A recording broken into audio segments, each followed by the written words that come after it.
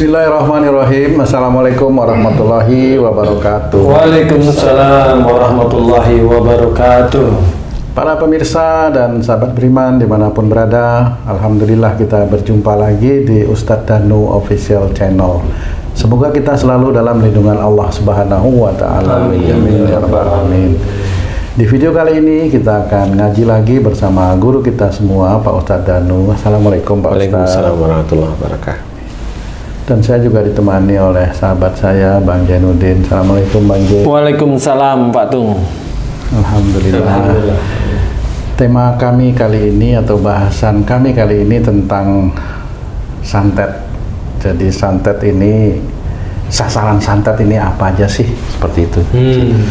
Begini Pak Ustadz, santet ini kan marak ya Pak Ustadz, marak antara orang iri atau bagaimana.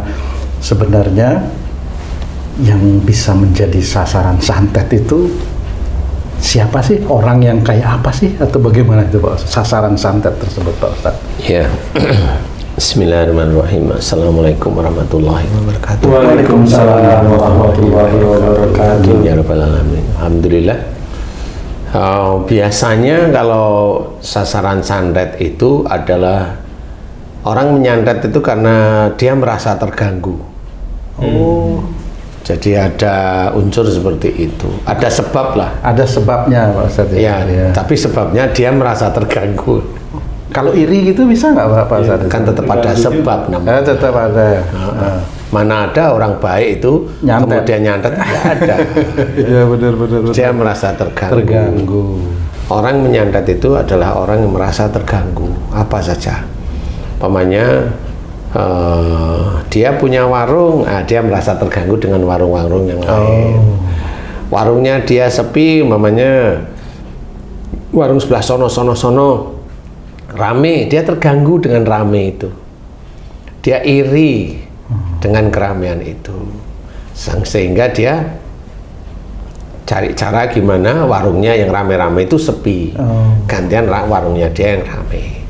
Nah, orang yang sasaran santet ini masih sasaran ya. Sasaran santet itu biasanya orang yang punya lapak ceritanya. Punya usaha ya. Punya usaha. Entah itu toko kelontong. Sukses atau tidak sukses tetap jadi sasaran. Iya, karena dia merasa terganggu aja dengan itu. Kan itu ya, dia merasa terganggu dengan itu. Ramenya warungnya. Ya padahal itu ya temennya sendiri, tapi ya namanya orang mata gelap kan gitu. Mumpung dia gunain sesuatu yang temennya nggak tahu, namanya kan jadi dia aman-aman aja sebenarnya. Mata gelap nih maksudnya apa Ustaz? Maksudnya nggak peduli istilahnya kan. Temennya juga nggak tahu kalau dia mau nutup tokonya temennya, mau bikin sepi toko temennya, mau bikin sepi warung temennya, kan begitu. Jadi dia mata gelap, mumpung ini nggak ada yang tahu. Dan juga dari sisi hukum juga nggak ada hukumnya orang menyantet kan gitu, dia kerjain aja. Ini hukum dunia loh ya, tapi kalau di akhirat jelas. Orang yang menyantet ini adalah dia mencoba mematikan warungnya, mencoba mematikan tokonya agar sepi dengan ilmu-ilmu musyrik. Dan dia kalau bisa menjadikan warung atau toko temennya atau salon temennya dan sebagainya itu sepi, dia senang. Nah, orang ini adalah penyintas syirik. Penyintas itu yang mengalami dia perbuatan syirik. Siapapun orang itu melakukan perbuatan syirik, merasa apa yang digunain berhasil. Nggak usah santet, pelet namanya. Dia gunain peletnya.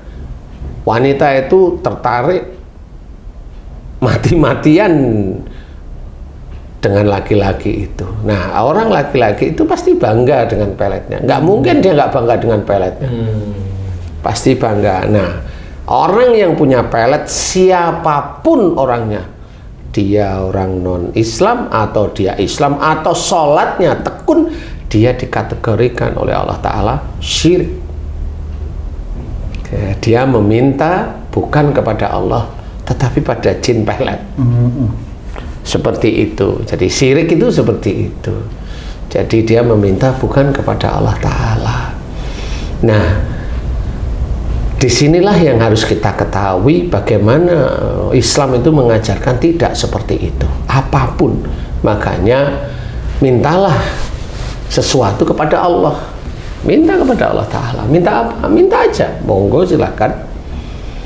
Nah, di titik itu kita kembali lagi bahwa orang yang melakukan santet, pelet, guna-guna, teluh, itu orang itu syirik.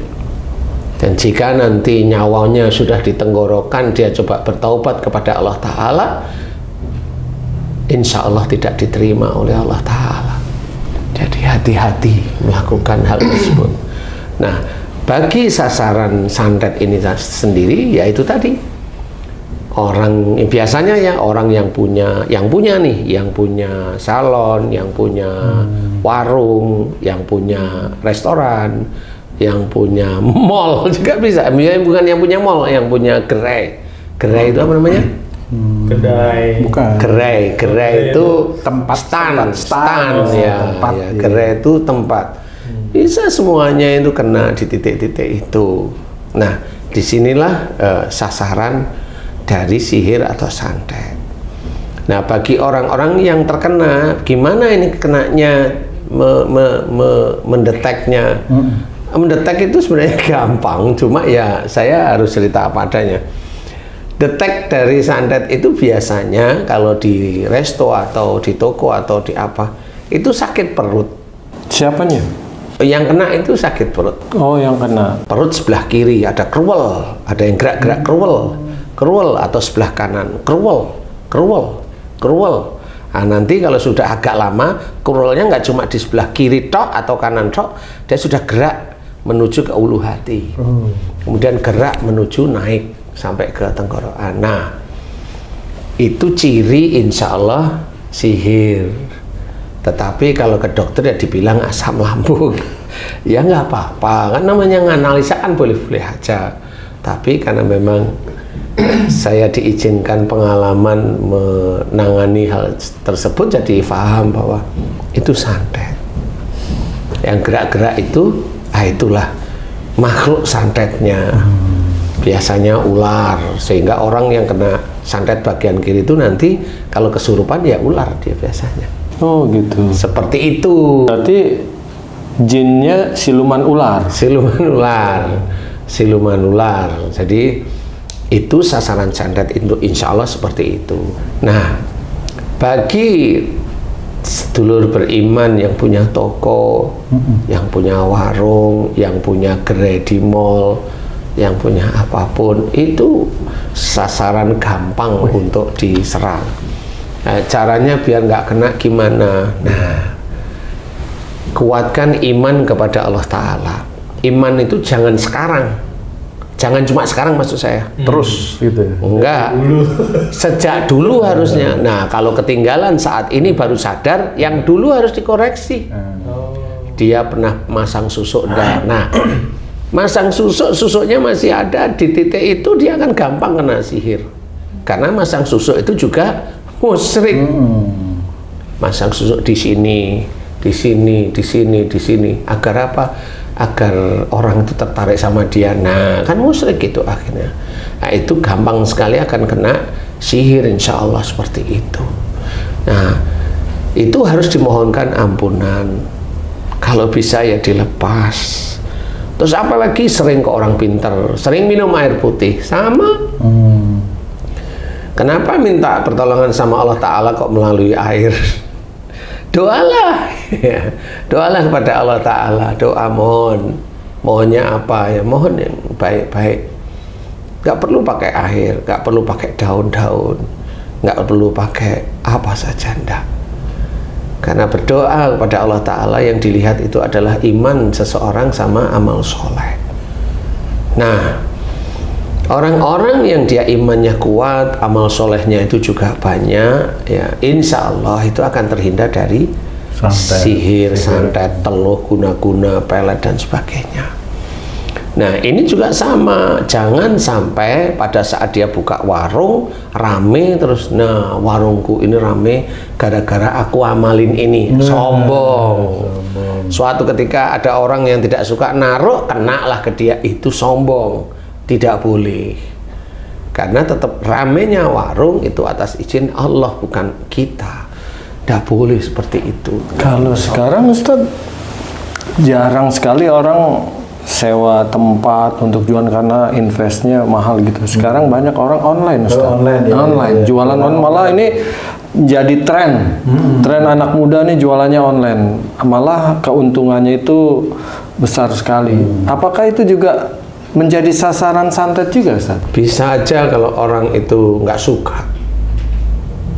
Orang nggak suka itu bisa. Nah, kalau online itu macam-macam. Kalau dia online memang dia berjualan biasa, tidak ada unsur sombong, tidak ada unsur bangga, enggak, dia jualan biasa, aman, insya Allah.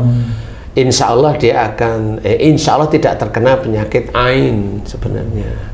Tapi kalau orang online, dari kesombongan, cara ngomong itu kan kelihatan ya, orang online sombong itu kelihatan. Oh, ini dia ngomongnya merasa dirinya cantik. Oh, dia ngomong begini merasa dirinya artis. Oh, dia ngomong begini merasa orang itu di bawahnya. Oh, dia ngomong ini memang dia nggak punya adab, kan macam-macam nih. Nah, orang-orang ini insya Allah akan gampang sekali kena penyakit ain. Ustaz, terkadang Ustaz, kalau orang mempunyai hati hasad, hasut, dengki, orang baik pun kena santet, Ustaz. Seperti yang Ustaz gambarkan, seorang Ustaz yang baik dan lain sebagainya, yang istilahnya baik semua, tetap aja ada orang yang syirik istilahnya. Syirik ini dalam artian iri ya, bukan syirik menduakan Allah. Syirik ini iri, dengki dan lain-lain, merasa dia terganggu dengan keberadaan orang tersebut. Apakah ini juga menjadi sasaran juga orang baik ini, Ustaz? Orang baik yang mana? Yang diirin orang lain ini? Kalau memang dia baik, imannya bagus, ketakwaannya bagus, yang diungkapkan, diceritakan itu adalah sesuatu yang benar, baik, dan dia sudah mengerjakan. Berarti ini kan sudah benar di garis Allah. Nah, kalau sudah benar di garis Allah Ta'ala, orang ini akan dilindungi. Nah, orang yang syirik dengan orang yang baik ini diketawain oleh Allah Ta'ala. Walaupun dia seorang muslim, diketawain. Dia nggak belajar dari orang baik ini, tapi dia syirik dengan orang baik tersebut. Sehingga memang dia ngomong tidak baik, tapi karena orang ini dia itu baik di hadapan Allah Ta'ala, lebih bagus imannya daripada orang yang syirik tersebut, dilindungi orang ini oleh Allah Ta'ala. Sehingga orang yang syirik tadilah yang akan menuai hasilnya nantinya. Bisa aja anaknya besok itu dibully, anaknya, dia pasti protes. Lupa bahwa dia itu hobinya bully orang lain. Lupa. Anaknya diejek, dia marah dia. Oh, dalam Islam kan nggak boleh, padahal dia sendiri itu sebenarnya dulunya ngejek saudaranya yang lain. Dia lupa. Nah, inilah diketawain sama Allah Ta'ala. Pada saat dia membuli orang lain, pada saat dia merendahkan orang lain, pada saat dia itu memfitnah orang lain, keluarganya diejek, ujiannya sih diejek, dia marah. Itulah sebenarnya dia tidak sadar bahwa dia itu nggak diapa-apain, baru diejek aja anaknya marah. Nanti ngomongnya kan, loh Islam kan harus menjaga keluarganya, lah kan lupa dia ngejek orang lain. Nah, orang ini rata-rata seperti itu. Kasus ini terjadi, baru dia itu reaksi. Dia lupa bahwa dia itu berbuat dosa di sebelum-sebelumnya. Orang tidak boleh seperti itu. Hidupnya manusia itu akan dilihat oleh Allah Ta'ala sejak dia mulai ada dalam kandungan sampai dia meninggal, itu urutan. Sehingga di titik-titik itu Allah itu akan memberikan nikmat dari karunia, memberikan nikmat, kemudian memberikan ujian, kemudian memberikan nikmat, memberikan ujian, nikmat dan sebagainya. Di titik itu, apakah dia itu bersyukur atas nikmat Allah? Apakah dia gerutu dengan ujian-ujian Allah? Kan seperti itu, Jadi hidup itu sebenarnya kalau orang itu diberi ujian, diberi nikmat, ya nikmat itu juga ujian sebenarnya, diberi ujian dalam bentuk apapun oleh Allah Ta'ala, dia gerutu Kalau nggak gerutu, kalau yang enak nih. Kalau nggak enak, nggak cocok dengan dia, gerutu. Nah, orang ini dia akan mengarahkan hidupnya itu pada azabnya dia besok. Di kematiannya itu dia mengarahkan azabnya. Azabnya dia bikin sendiri. Nah, di titik inilah jangan. Makanya kalau ada orang yang baik, apakah dia kena sihir? Selama dia imannya kuat kepada Allah Ta'ala, tauhidnya itu tinggi, kemudian amal solehnya banyak, insya Allah aman. Insya Allah aman. Jadi itu juga bisa dilihat oleh banyak orang-orang yang orang baik kemudian difitnah. Apakah dengan fitnah itu kena penyakit ain? Dilihat aja. Kalau memang dia tidak, berarti yang memang besok akan mendapatkan musibah itu dia yang memfitnah. Tinggal ditunggu aja. Tinggal ditunggu aja. Insya Allah pasti Allah memberikan ujian bagi orang-orang yang senengannya fitnah. Orang yang seneng-senengannya mengadu domba. Orang yang senengannya merasa dirinya pandai. Merasa pandai itu kan ada ustadz ini salah sedikit dikomentari, nah, ini yang benar.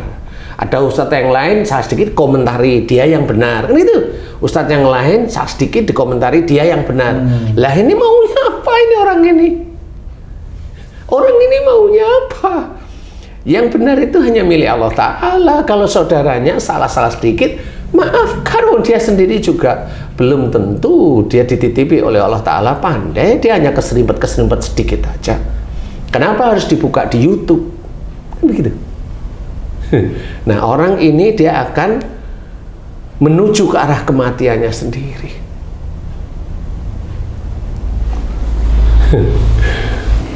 Kalau orang yang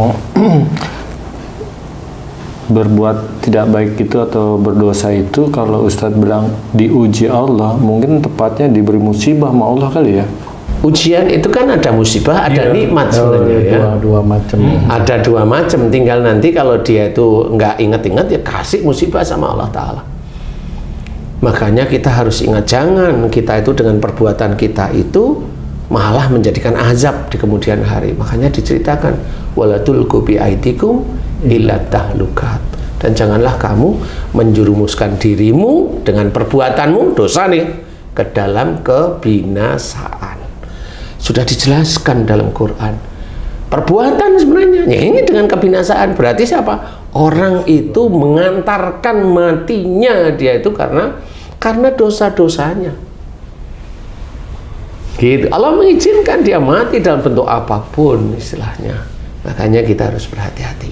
Kalau orang baik insya Allah dilindungi. Insya Allah dilindungi. Jadi bagaimana caranya? Kuatkan iman kepada Allah Ta'ala. Jangan minta bantuan kepada jin, kepada buku-buku, kepada daun-daun. Nggak usah. Jin itu takut dengan daun ini. Alah, buktiin aja bener apa enggak. Jadi harus bener, serius ini. Kalau jin takut sama Allah Ta'ala, benar. Makanya doalah, mohon kepada Allah Ta'ala. Hanya itu. Nah, di titik itulah kita harus belajar bagaimana cara kita itu untuk tidak terkena sihir. Belajarlah taat pada perintah Allah Ta'ala. Atiullah wa rasul. Taatlah pada Allah dan taat juga kepada Rasulullah. Taat pada Allah, kerjakan perintah-perintah Allah dalam Quran. Taat pada Rasul, kerjakan sunnah. Jadi kalau digabung, ya pekerjaan sehari-hari yang dilakukan oleh Rasulullah dalam sirah nabawiyah sehari-hari itu. Nah, kita contoh, kita lakukan. Niat satu kalau baik, lillahi ta'ala. Ingat, lillahi ta'ala. Bekerja, niatkan lillahi ta'ala. Diuji, niatkan ujian ini lillahi ta'ala. Selesaikan dengan syariat agama kita yang baik. Jangan asal gabrus, marah, mau menangnya sendiri, ditekan orang sini, neken orang sini, ditekan, nggak mau, salah, nggak mau ngakuin salah. Kan begitu. Manusia itu rata-rata nggak mau ngakuin dosa. Karena dia udah tahu catatannya dari malaikat atid. Dia udah tahu, Ted, saya ada dosa enggak gitu ya. Makanya banyak yang ngakuin tidak berdosa itu karena dia sudah tahu catatannya dari malaikat atid. Izin tanya nih Pak Ustadz, apakah santet itu bisa salah sasaran gitu Pak? Misalnya ini mau nyantet orang tuanya yang sakit anak, itu kan pernah saya dengar seperti itu. Bisa nggak gitu tuh Pak Ustadz? Lah, saya nggak tahu. Tapi biasanya semuanya dikerjain. Oh, Jadi gitu. keluarga itu dikerjain. Semuanya ya. Semuanya. Jadi itu bisa aja semuanya yang diserah. Bisa aja. Ini bisa ya. Ini perkiraan saya loh ya. Karena memang ada pernah saya nanggulangi sihir itu yang ngomong ini kena, ini saya kenain, kena ini. Memang benar tapi ya sudah. Situ hanya cuma sekedar berita. Kalau diselesaikan selesai, alhamdulillah sembuh, selesai kalau menurut saya. Jadi mudah-mudahan ini bisa menjadi gambaran. Hati-hati, makanya kuatkan iman kita kepada Allah Ta'ala. La ilaha illallah. Ya, itu harus jelas. Tidak ada Tuhan selain Allah. Jadi hanya mintalah kepada Allah. Jadi minta, hanya menyembah kepada Allah. Kemudian minta kepada Allah Ta'ala. Minta pertolongan kepada Allah. Menyembah kepada Allah. Ini harus diketahui. La ilaha illallah. Banyak yang kita pelajari di dunia ini. Tidak ada Tuhan selain Allah, itu harus mengerti. Jadi jangan menuhankan uang, jangan menuhankan harta, jangan menuhankan jabatan. Ya, intinya seperti itu. Jadi ayo kita benar-benar belajar bagaimana kita diizinkan oleh Allah Ta'ala tidak terkena sihir. Iman kita kepada Allah Ta'ala harus kuat, ketakwaan kita kuat, amal soleh kita juga kuat. Niatkan lillahi ta'ala. Belajar untuk tidak ujub, riya, sombong. Belajar untuk tidak seperti itu. Bangga, ya perlu. Mudah-mudahan insya Allah kita dilindungi oleh Allah. Amin, amin, amin, amin. Wallahu a'lam. Alhamdulillahirabbil alamin. Terima kasih banyak Pak Ustadz penjelasannya. Para pemirsa dan sahabat beriman dimanapun berada, demikian tadi analisa dan solusi yang disampaikan oleh guru kita Pak Ustadz Danu. Semoga bisa meningkatkan keimanan dan ketakwaan kita kepada Allah Subhanahu wa Ta'ala. Amin ya rabbal alamin. Saya Tung pamit diri, sampai jumpa di video kami yang lain. Wassalamualaikum warahmatullahi wabarakatuh. Waalaikumsalam warahmatullahi wabarakatuh. Alhamdulillah.